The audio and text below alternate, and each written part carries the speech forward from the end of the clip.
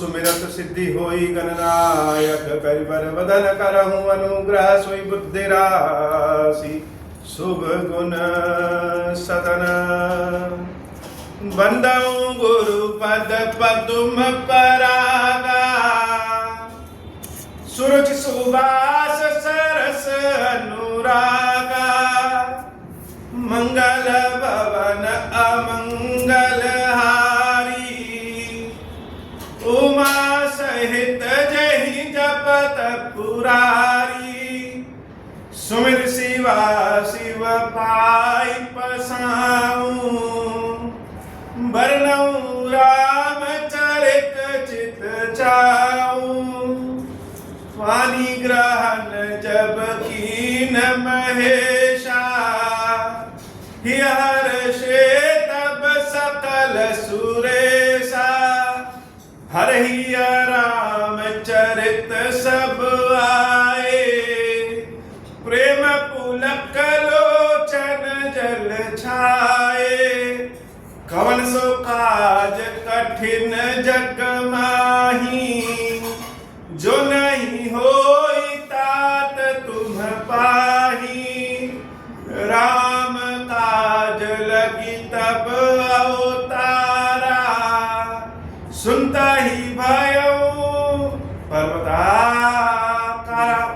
हे महादेव, इस जगत में बाबा, इस जीवन बाबा ना कोई कार्य कठिन है, न ही कोई कार्य संभव है, या सारे कार्य सरल और संभव हो जाते हैं बाबा अगर आपकी कृपा हो जाए। निज पद नयन दिए मन राम पद कमल लीन परम दुखी बा पवन सुत देखी जानकी दीन मंगल भवन अमंगल हारी उमा सहित जहि जपत पुरारी मंगल भवन अमंगल हारी उमा सहित जहि जपत पुरारी देखी मन ही महु कीन प्रणामा बैठ ही बीत जात निसिजामा कृष्ण शीस जटायक बेनी जपति हृदय रघुपति गुण श्रेणी मंगल भवन अमंगल हारी उमा सहित जहि जपत पुरारी। मानस में अनेक प्रसंग हैं और सारे प्रसंग एक से बढ़कर एक है। सबको अपनी अपनी रुचि के अनुसार किसी न किसी प्रसंग से बहुत लगाव होता है।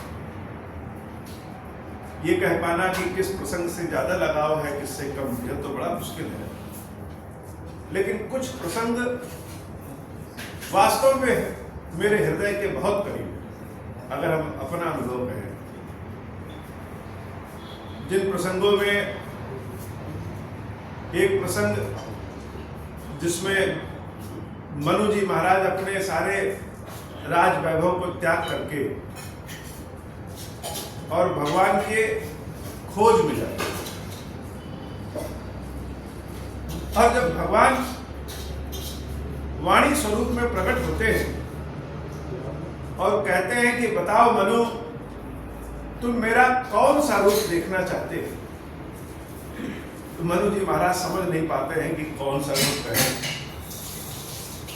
हमको कहां इतना ज्ञान है, इस जीव को बाबा कहां ज्ञान है कि भगवान के किस रूप की व्याख्या कर सके, किस रूप की इच्छा कर सके, और स्वयं ईश्वर ही पूछ दे कि कौन सा रूप जानना चाहते हो, तो बड़ा कठिन।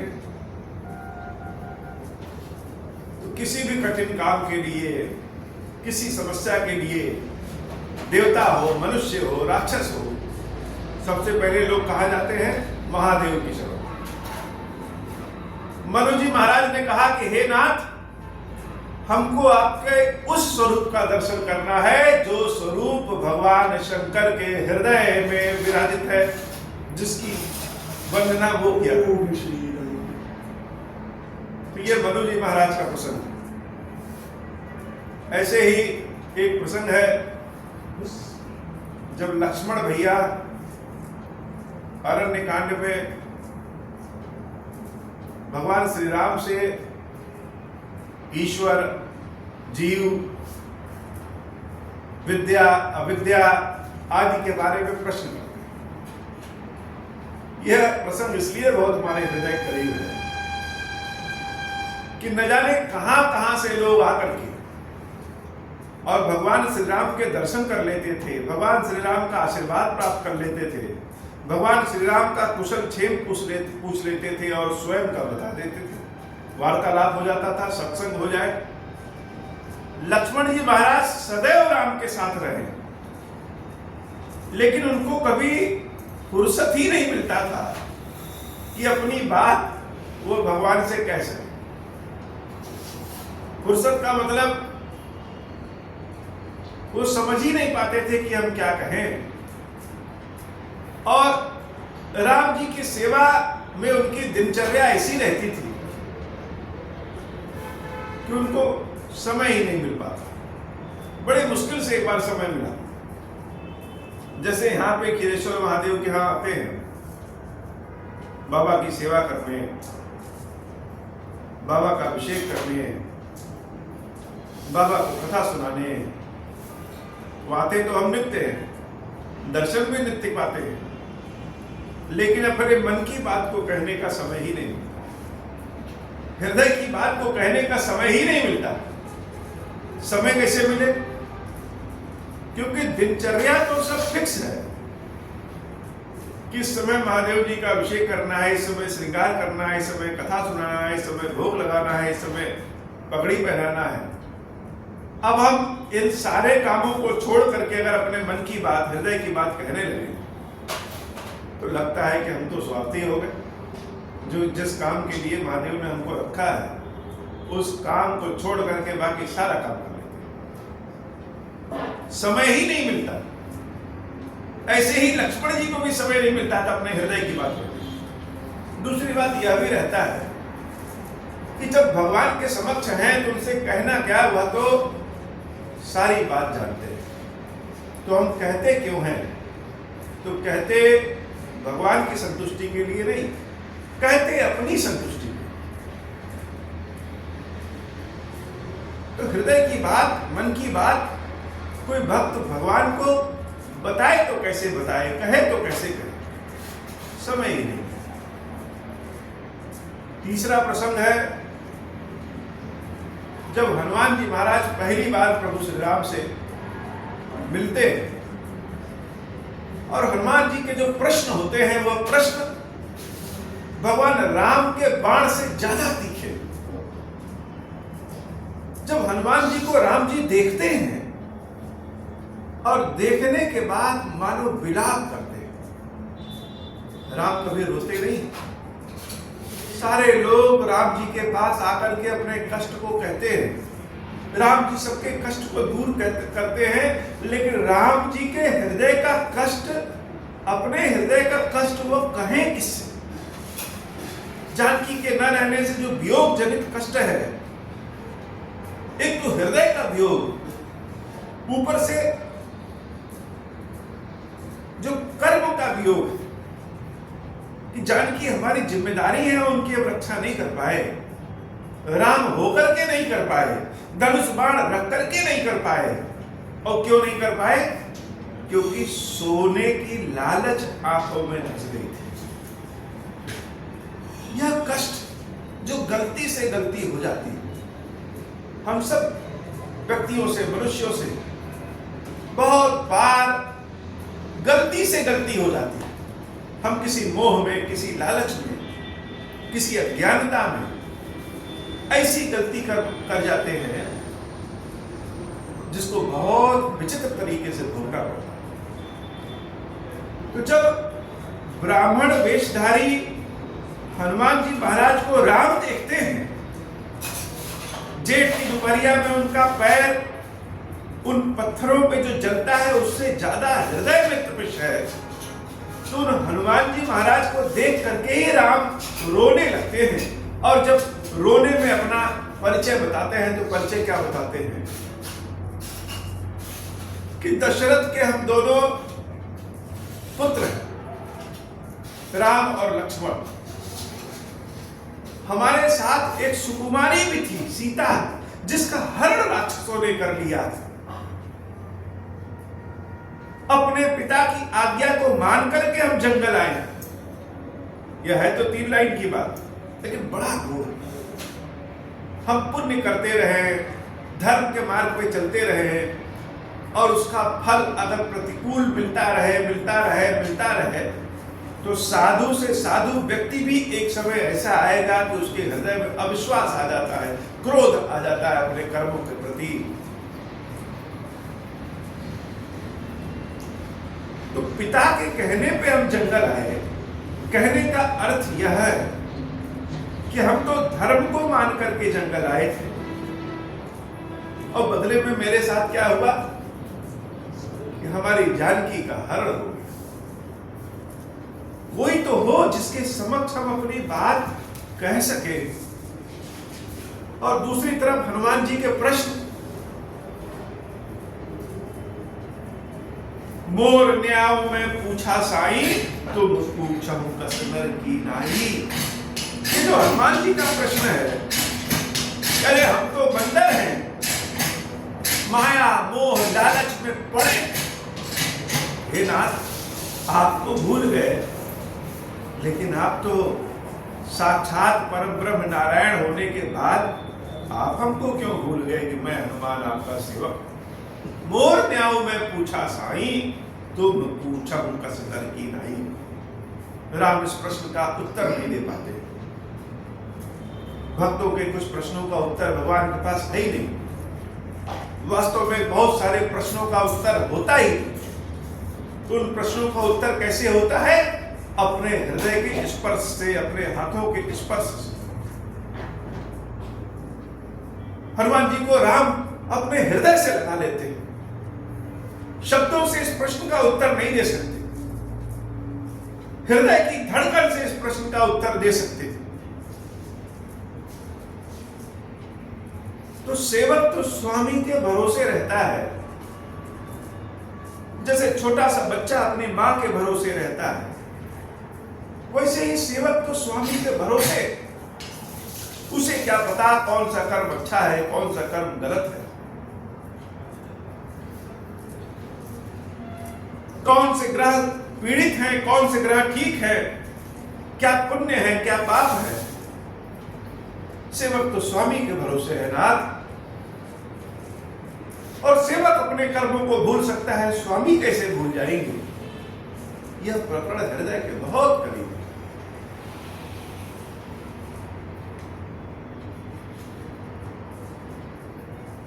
उसके बाद जामन जी महाराज जब हनुमान जी से कहते हैं कि कवन सुकाज कठिन जग माही, जो नहीं होई तात तुम पाही, राम काज लगी तब अवतारा। भगवान के लिए तुम्हारा अवतार हुआ। और यह जैसे कानों में पड़ता है हनुमान जी महाराज के, भगवान के लिए तुम्हारा अवतार हुआ है। भगवान शंकर का अवतार, भगवान शंकर की शक्ति, भगवान शंकर की कृपा हनुमान जी महाराज में जब घुसती है, और जब शिव जी की कृपा जब घुस जाए किसी के भीतर हो, तो न होने वाला कार्य भी, असंभव सा प्रतीत होने वाला कार्य भी बड़े ही चुटकियों में संभव हो जाता है। हनुमान जी महाराज जब कनक भूधराकार शरीरा लेकर के खड़े होते हैं, तो भगवान की कृपा देखने लायक होती है। हर व्यक्ति, चाहे वह किसी भी जाति का हो, किसी भी कुल का हो, किसी भी धर्म का हो, किसी भी भौगोलिक क्षेत्र का हो, किसी भी तरीके से वह भगवान की प्रार्थना करता हो न करता हो, लेकिन ईश्वर की कृपा अगर किसी कण के अंदर भी पड़ गई, वह पर्वत के समान है। यह बताता है कि किसी के लिए भी कोई कार्य असंभव नहीं है। प्रभु आपकी कृपा जिसके ऊपर। और 5वां प्रकरण यह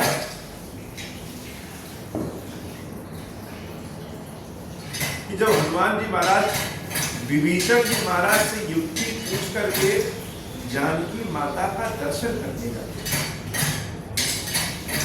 अच्छा, इस 5वें प्रकरण के पहले एक प्रकरण और है। वह प्रकरण है जब जानकी माता पुष्प वाटिका में राम जी का दर्शन करते हैं। इच्छा तो हो गई है राम को पाने की, लेकिन सामर्थ्य तो जानकी के हाथ में नहीं है।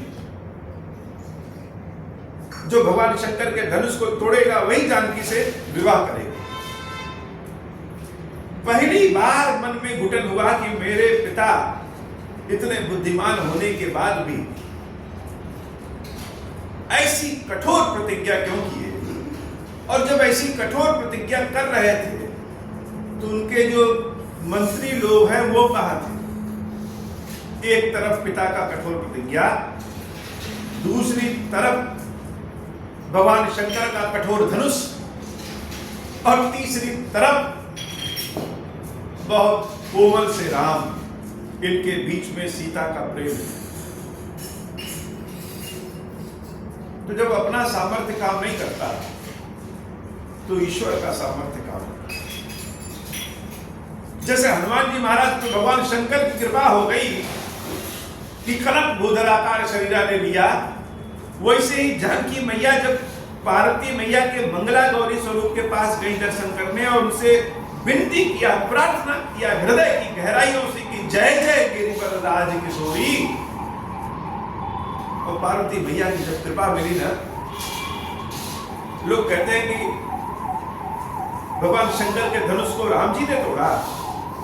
लेकिन मानस पढ़िए, मानस की कथा सुनिए, तब समझ में आता है कि सीता की प्रार्थना ने भगवान शंकर के धनुष को इतना हल्का कर दिया कि राम जी के छूते ही टूट गया। सत्य में ईश्वर की कृपा जिसको प्राप्त हो जाए, और भगवान की कृपा जरूरी नहीं है कि जो अज्ञानी लोग हैं, जो कमजोर लोग हैं, वही प्राप्त करना चाहते हैं। सीता जैसी स्वयं आदि शक्ति जननी, जो स्वयं शक्ति है, जो स्वयं सुख है, वह भी भगवती की कृपा प्राप्त करना चाहती है। और छठा प्रकरण जो देवी सीता का दर्शन करने के लिए हनुमान जी महाराज अशोक वाटिका की ओर बढ़ते हैं। राम कथा का असली आनंद तब है जब हम स्वयं को राम कथा से जोड़ सकें। यह कथा किसी दूसरे लोगों से नहीं आई। भगवान ने मनुष्य स्वरूप में अवतार लिया है, तो मनुष्य के जो दुख है, मनुष्य के जो सुख है, मनुष्य की जो लालच है, मनुष्य की जो यश कीर्ति है, मनुष्य की जो मनोकामना है, उन्हीं सारी चीजों को भगवान ने जी करके दिखाया है, लीला स्वरूप में दिखाया है। तो राम कथा का असली आनंद तो तब है जब हम स्वयं को राम कथा से जोड़ सके। हनुमान जी महाराज जैसे ज्ञानी सकल गुण निधानम भी विभीषण जी महाराज जैसे राक्षस से विभीषण से पूछते हैं कि ये बताइए सीता माता से कैसे मिल सकते हैं, सीता भैया को कैसे देख सकते हैं। और विभीषण जी महाराज ने क्या कहा, जुगुत विभीषण सकल सुन। ये जुगुत अर्थात जुगाड़। कोई जरूरी नहीं है बड़े ज्ञानी हैं, बड़े बलशाली हैं और सामने वाला हमसे कमजोर है तो वह कोई हमें उपाय नहीं बता सकता। बता सकते हनुमान जी महाबली हैं, बजरंग बली, सकल गुण निधानम है, ज्ञानी नाम अग्रगण्यम। भगवान राम की कृपा प्राप्त है, भगवान शंकर के अवतार हैं, उसके बाद भी जो जुगाड़ होता है वो कौन बता रहा है, वो विभीषण जी बता रहे हैं। तो कोई जरूरी नहीं है। हम हमेशा प्राप्त करने के लिए अपने आप को झुकाएं, इस अकड़ में ना रहे कि हम तो सबसे श्रेष्ठ हैं, सबसे बड़े हैं, सबसे ज्ञानी हैं, उम्र में भी बड़े हैं, पद में भी बड़े हैं, कद में भी बड़े हैं, सेवा भक्ति में भी बड़े हैं, तो हम क्यों किसी के सामने झुके। दूसरा जिससे उपाय पूछ रहे हैं वो क्या बताएगा, हम तो दिन रात भगवान के समीप में भगवान की सेवा करते हैं। ऐसा नहीं। हनुमान जी महाराज तो साक्षात महाप्रभु है, लेकिन जुगाड़ किससे पूछ रहे हैं, विभीषण जी महाराज से। और विभीषण जी महाराज ने जुगाड़ बनाया, ऐसे ही भगवान भी जुगाड़ कभी कान में फूंक देते हैं। भगवान की लीला बड़ी अपरंपार। भगवान चाहे तो सामने से कृपा कर दें, लेकिन वो सामने से नहीं कृपा करते हैं। अब आज के समय तो नहीं पता है, पहले जब बच्चे कहीं बाहर जाया करते थे और पिताजी जब धन देते थे तो माँ लोग चौराधा पैसा धीरे से बेटे को और देते। पिता ने जो दिया है वो दिया है, लेकिन अपने जेब से धीरे से निकाल के ये पैसा और रख लो, जूस पी लेना, रबड़ी खा लेना, मिठाई खा लेना, दिन रात पढ़ते ही रहना, ऐसा नहीं, पहले अपने शरीर को सही रखना।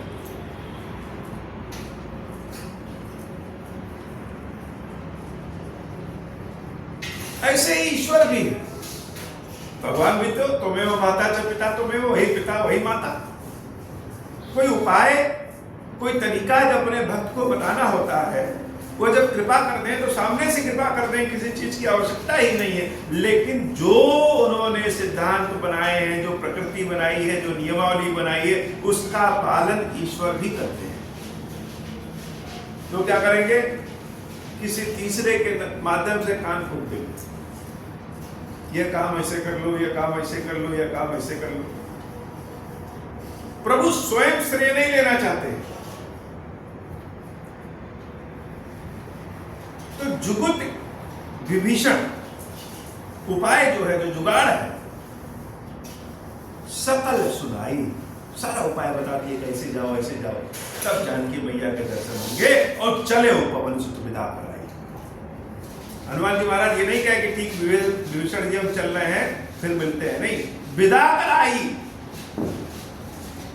हनुमान जी महाराज अपनी विदाई स्वयं कराते हैं, यह भी बड़ा अद्भुत। मानो विभीषण जी हनुमान जी को छोड़ना ही नहीं चाहते हैं। इतने दिनों के बाद तो आप मिले हैं, पहली बार हमारा दरवाजा खटखटा करके दर्शन दिए, भगवान की कृपा है। विभीषण जी महाराज हनुमान जी को छोड़ना नहीं चाहते और हनुमान जी कह रहे नहीं जानकी मैया का दर्शन करना है, इसलिए विदा कराई, स्वयं की विदाई करवाते हैं। और जब विभीषण जी महाराज के हाथ से हटते हैं तो फिर से उस रूप में, किस रूप में?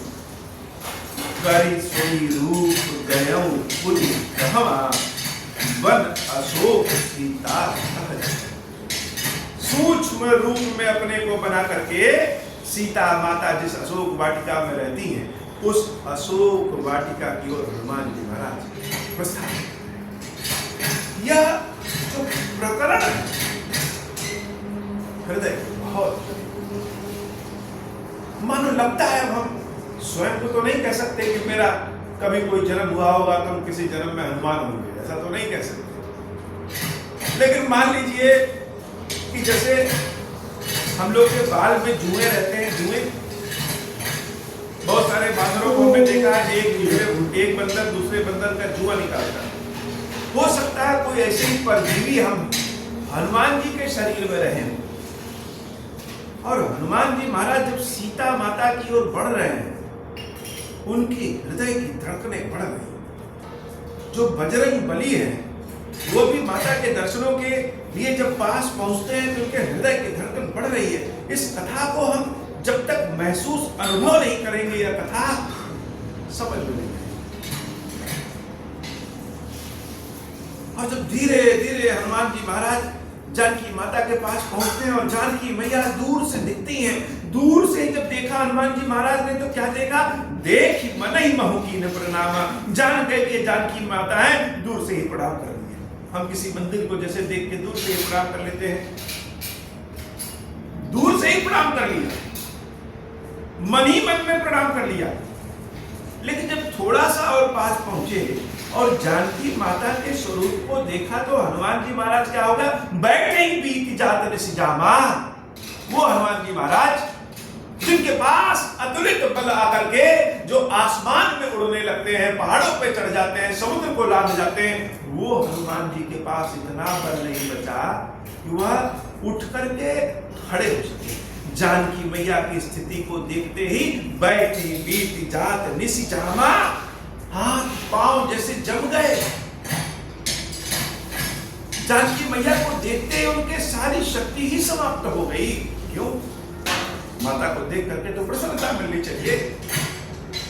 हम अगर लक्ष्य को पूरा करें तो हमको तो प्रसन्नता मिलनी चाहिए, लेकिन माता को देखने के बाद श्री हनुमान जी महाराज के हृदय में अथाह दुख हो गया। ऐसा क्या देख लिया? जानकी मैया के जब इस स्वरूप को देखा, कृष तनु शीस जटा एक बेनी, जानकी माता का शरीर की सुंदरता का जो चारों ओर कभी लोग उपमा और अलंकार दिया करते थे, उन जानकी माता की स्थिति ऐसी कि शरीर सूख के कांटा हो गया। स्वयं राम जी के मुख से अनेक बार जानकी के बालों की प्रशंसा सुने हैं, वो बाल जटा बन गए।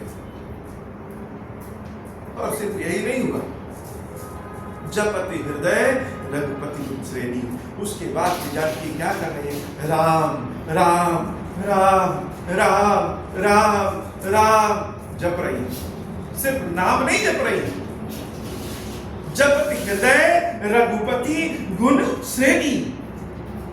राम राम जब कह रहे हैं, उस राम में अपना और राम का जो मिलन है, अपना और राम का जो प्रेम है, राम के साथ जो समय बिताए वो सब सारे गुणों को याद कर ले रही है।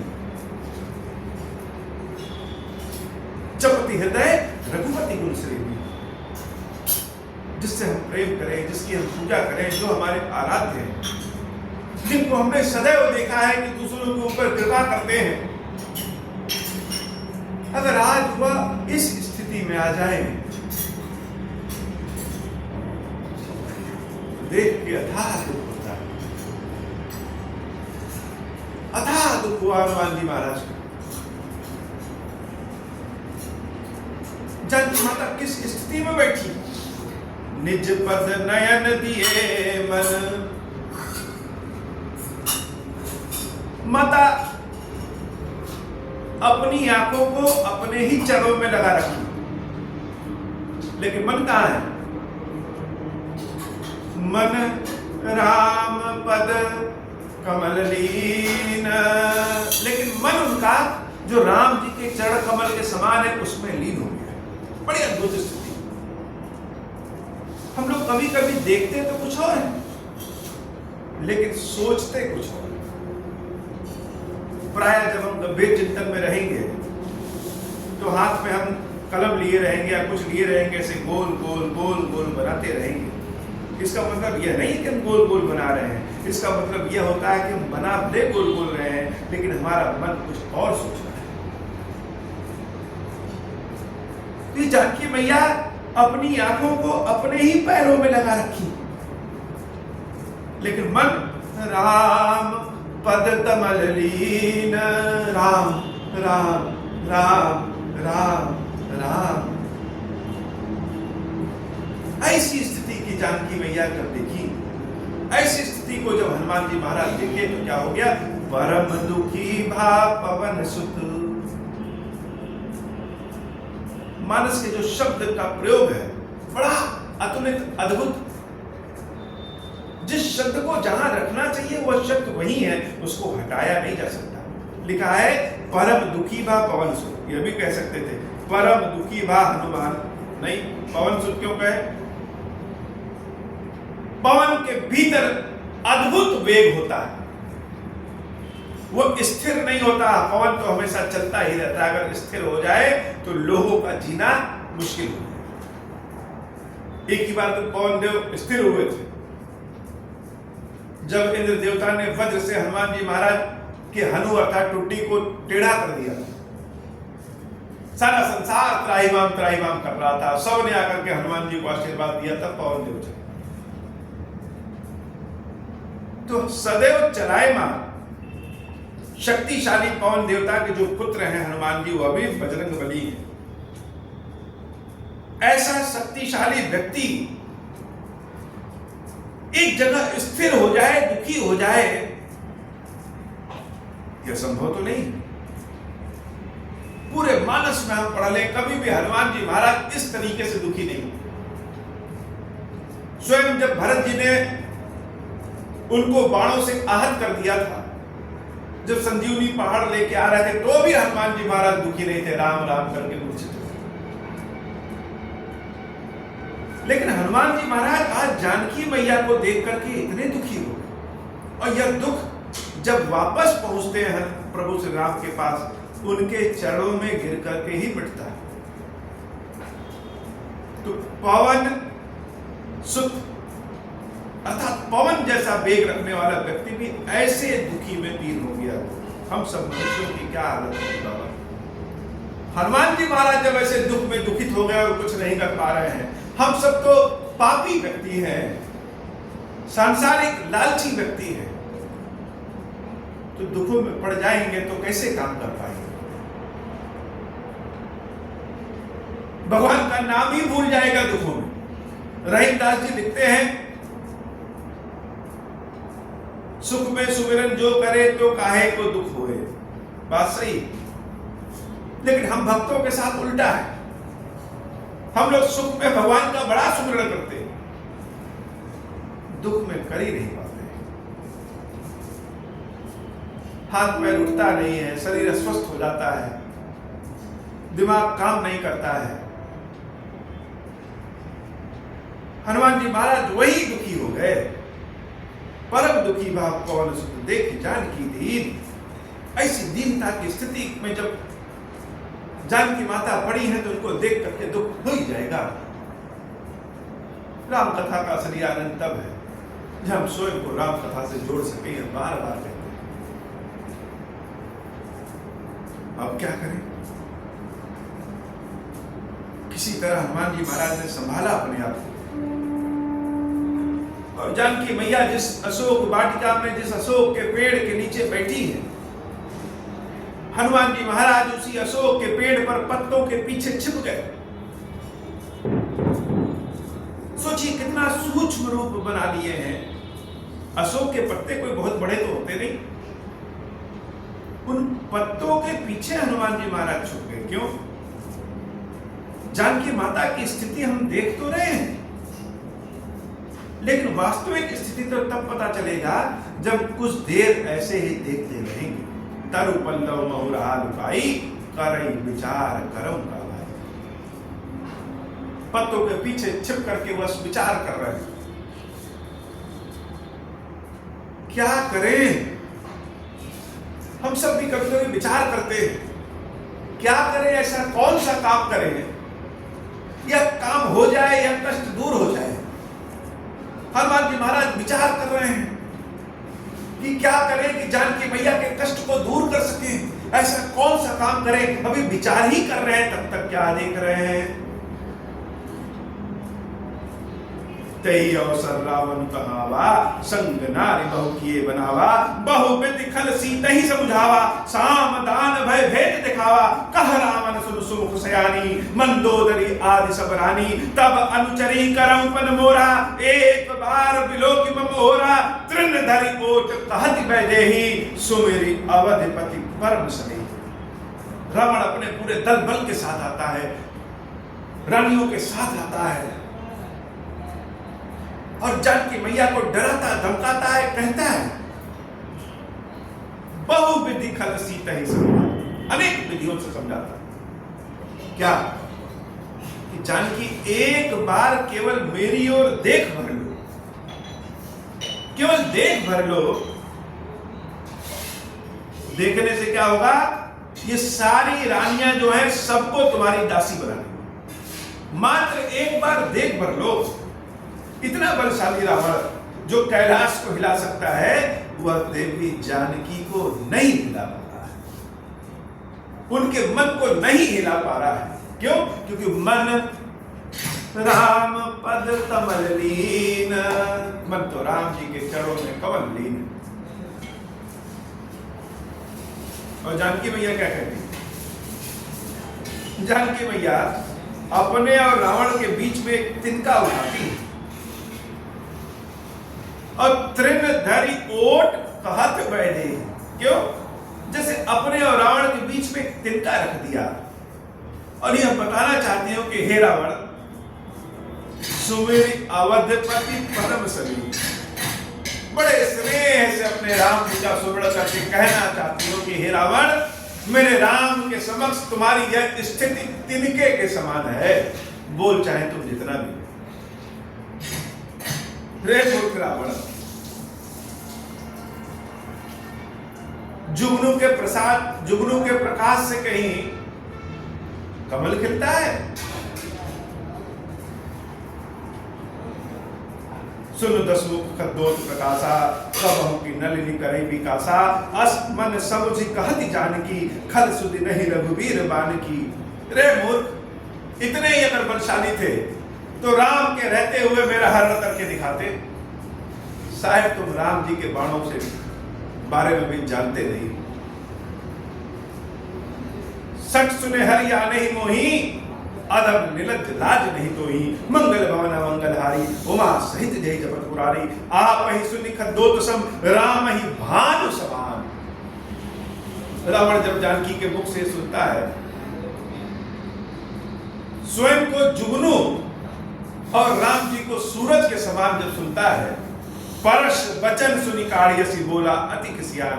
जब लोगों के पास तर्क खत्म हो जाते हैं तो उनका हाथ उठने लगता है।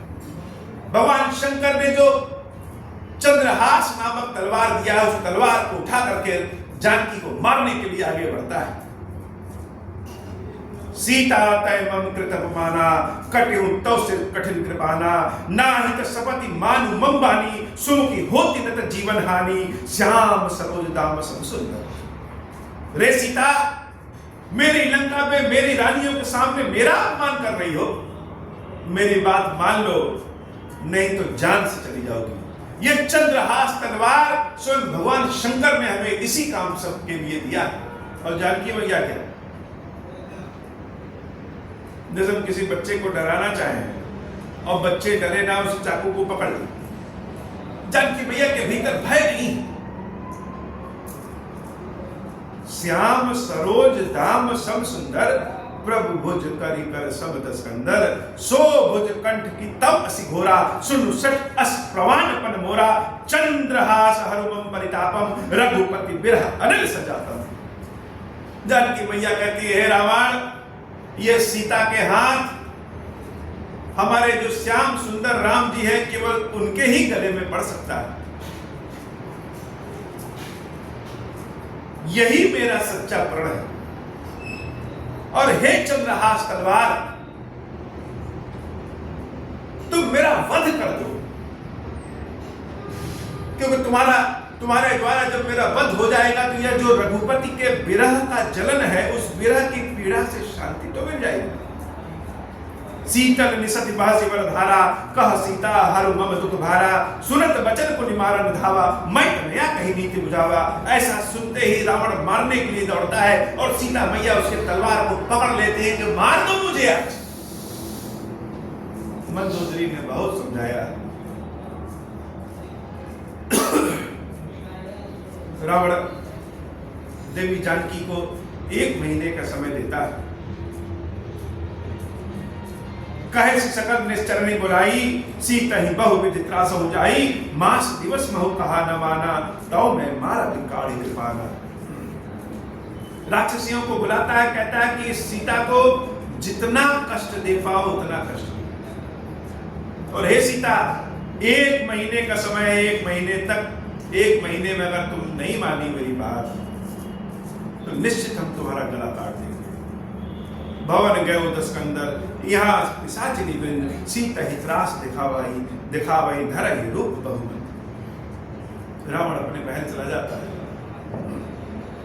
और यहाँ सब राक्षसियां देवी जानकी को तरह तरह से परेशान करना शुरू कर दिया। अच्छा, यह सब कार्य हनुमान जी महाराज तरु पल्लव महु रहा लुकाई। हनुमान जी महाराज पत्ते के पीछे छिप करके देख रहे। हनुमान जी महाराज को ऐसे ही सकल गुण निधानम नहीं कहते। वो जोश में होश नहीं खोते कि रावण आया और कूद पड़े। सारी गतिविधि देख रहे हैं हनुमान जी महाराज। एक एक व्यक्ति को जैसे निशानदेही कर रहे हैं कि सीता मैया को कौन ज्यादा परेशान कर रहा है। सारी राक्षसियां परेशान कर रही हैं, लेकिन उसी समय भगवान का एक चमत्कार हो जाता है। भगवान का चमत्कार बड़ा लीलाधारी है। राजा बलि अपने तलवार के बल पे संपूर्ण पृथ्वी को जीत लेते हैं, तीनों लोगों को जीत लेते हैं, और उनको हराने के लिए भगवान विष्णु बिना किसी शस्त्र के बहुत ही ठिकने स्वरूप, वामन स्वरूप लेकर के चले जाते हैं। लीला बड़ी अपरंपार है। भगवान तलवार को फूल से लड़ा करके और तलवार को तोड़ देंगे, ऐसी लीला करते हैं। महाराजा बलि को बांधने के लिए क्या कहे, वामन अवतार में चले गए। ऐसे ही जब सारी राक्षसियां सीता मैया को परेशान करना शुरू की, उसी समय चमत्कार हो गया। आज की कथा बाबा इतनी, श्री खीरेश्वर महादेव जी, खीरेश्वरी मैया जी हम सब के ऊपर बाबा कृपा करिए, नित्य नव प्रेम के साथ आपकी सेवा भक्ति करते रहे। ऐसी कृपा करिए कि हमारी कथा जो कोई भी सुने, जिस भी किसी विधि से सुने, आधी सुने, पूरी सुने, मन से सुने, बिना मन से सुने, सबका कल्याण करिए बाबा। सबके रोग दुख को दूर करिए, सबके ऋण को दूर करिए। जो कोई आपका दर्शन करे, जो कोई आपका नाम ले, जो कोई ओम श्री राम कहे, सबके कष्ट को हरिए और मेरे ऊपर भी कृपा करिए महादेव। तुम स्वामी हो, मैं सेवक, ऐसी कृपा करिए। अब हो प्रसन्न प्रभु मोह पर, नाथ दीन पर नेहु, निज पद भगति देहु प्रभु, पुनि दूसर बर देहु। तब माया वश जीव जड़, संतत फिरहि भुलान, हम पर क्रोध न करिय प्रभु, कृपा सिंधु भगवान। शंकर दीन दयाल, अब हम पर हो कृपाल, साप अनुग्रह होई जहि विधि, नाथ थोरहि काल। दीन दयाल बिरुद संभारी, हरहु नाथ मम संकट भारी। जय विधि होई नाथ हित मोरा, करहु सुबेगी जानि दास मैं तोरा। राम राज बैठे त्रैलोका, हर्षित भय गए सब शोका। जे सकाम नर सुनहि जगावहि, सुख संपत्ति नाना विधि पावहि। जो इच्छा करिहु मन माही, हरि प्रसाद कछु दुर्लभ नाही। मंगल भवन अमंगल हारी, उमा सहित जय जपत पुरारी। बोले श्री खीरेश्वर महादेव जी, खीरेश्वरी मैया जी की सदाई जय हो। खीरेश्वरम, हे भगवान शंकर, आप ऋण पातक दुर्भाग्य और दरिद्रता की निवृत्ति के लिए तथा संपूर्ण पापों का नाश करने के लिए मुझ पर प्रसन्न होइए। मैं दुख और शोक की आग में जल रहा हूँ, संसार भय से पीड़ित हूँ, अनेक प्रकार के रोगों से व्याकुल और दीन हूँ। खीरेश्वर मेरी रक्षा कीजिए। देवदेवेश्वर, सबको निर्भय कर देने वाले महादेव जी, मेरी की हुई पूजा को पार्वती जी के साथ ग्रहण कीजिए। मेरा मंगल करिए महादेव। शिव शंभु महादेव, शिव शंभु महादेव, शिव शंभु। ओम श्री राम।